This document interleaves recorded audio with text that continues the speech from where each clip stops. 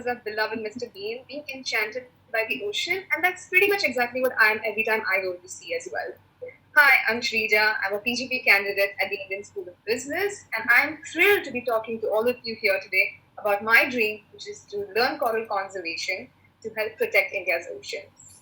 Now, for as long as I can remember, since I was a little kid, all I wanted was to dive into the depths of the beautiful ocean and explore it. Play among the colorful coral that envelop vast ships like this one here. Identify and play with curious looking fish like this flounder that you see, and even with jellyfish. Did you know that not all of them are dangerous? Now, I've been privileged enough to see these sites on a recent dive trip, but I've come a long way. I was 7 when I saw The Little Mermaid for the first time and I wanted to become one. But my mermaid dreams came crashing when I almost drowned in a water park in 2004. So I did the best thing any aspiring mermaid would. I took up swimming lessons, but I failed.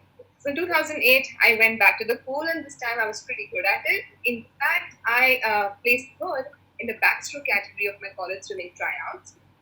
Over the next few years, I became better at swimming, and I learned to swim in the sea. And in 2018, I took my big step into the big blue and got my scuba diving certificate. And in 2019, I did something really exciting. I did a one-day course in free diving, and because I was so enchanted by the ocean, I taught myself photography and videography to capture it better. But the big inflection point, according to me, came in 2020 when I launched my limited series podcast, Becoming Her, where I interviewed Tara Jain from Reef Watch, which is one of the leading voices for marine conservation in the country. Now, as a diver, I've been privileged to see the beauties of the world that lie beneath and why we need to save it. But I've also seen the damage. I've seen the plastic that we throw there, and I've also seen how coral reefs are dying.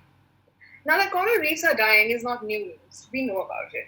Why are they dying? Because of bleaching due to climate change, bad fishing practices, pollution. But the question is, why are they important? Reefs cover just 1% of the ocean, but they support 25% of all marine life. Sadly, today, half of the world's reefs are either lost or endangered. In fact, even in India, the top 4 areas where reefs are found are under threat. But hey, we are all in a business, right? Let's talk business. The economic value of the coral reefs in the Gulf of Kutch is $22 million. But you know what I thought to myself? I'm just a marketer. What do I know about this? I have no skill in marine biology. But I saw this documentary called Chasing Coral, where Richard Beavers, the founder of the Ocean Agency, said the following. Have a look.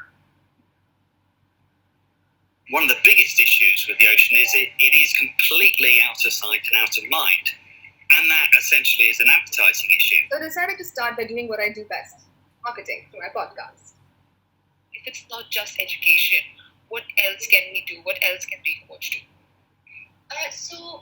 So while education and awareness is a part and a significant part of what Reef Watch does, because for the ocean, I think it is still really, really needed in India. So that's my dream, to upskill in coral conservation and make up for my lack in it, and go to the TRAC, the Tropical Research and Conservation Center, a marine conservation institute in the heart of the Coral Triangle in Malaysia, where they're restoring reefs destroyed by blast fishing practices.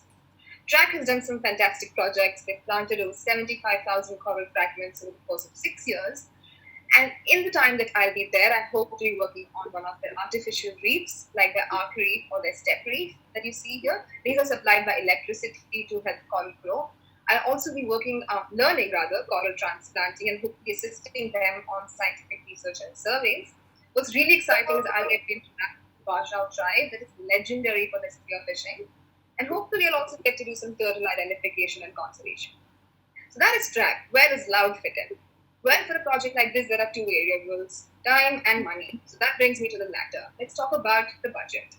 So for this, I will need about 30,000 in flights from Mumbai to Davao in Malaysia, a lakh for the course fees, the practice day and meals. I'll also need to do an advanced open water certificate for about 16,000, and I'll need diving equipment worth 30,000. The remainder of the 2 of these will be covered by me. I hope to bring both my skill sets together and come back to India and help on coral restoration projects that are being carried out here, and hopefully one day have a marine conservation program and give back to the community. I'll leave you now with some visuals of coral reef damage from the Great Barrier Reef. I'm really, really glad that Godrej Loud happened, because this has given me the opportunity to talk about this passion of mine with not just people like you, but also in front of the future leaders of tomorrow, the 500 people that I have in my cohort at ISB, the 500 people that have seen my YouTube video. And secondly, I'm glad that this happened because it spurred me on to take further action. Starting today, I'm actually working pro bono with Reefwatch, and let's see where that goes. 29% of the Great Barrier Reef died in 2016, and it's not far before that happens to the entire world and to India. I like to think of myself as a mermaid, but it's time this mermaid does even more. And Godrej Loud will be the factor that lets you do so. Who knows, maybe tomorrow as part of the Greener India project at Godrej, marine conservation will be an integral part. Thank you.